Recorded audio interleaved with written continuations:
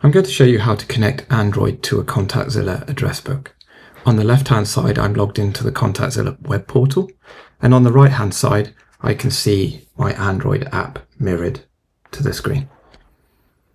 So, proceeding to the portal, we click on CardDAV connections. We select Android as the connection type we want to create. We assign this to a user, and for now, I'm going to assign it to a specific user rather than MDM. We leave label sync the same and we select an access type and we click create. We now have a new device connection ready to use with Android. And if I click view manual setup from the setup menu, it will show me the email address, username and the password.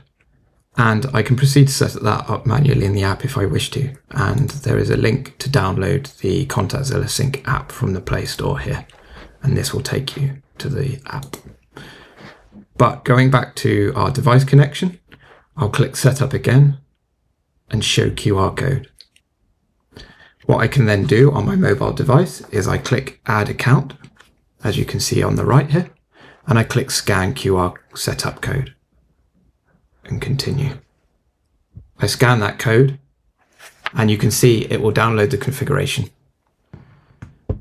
It's now added the staff list address book, which mirrors the same name that we can see on the left in Contactzilla, and you can see that it started synchronizing the contacts.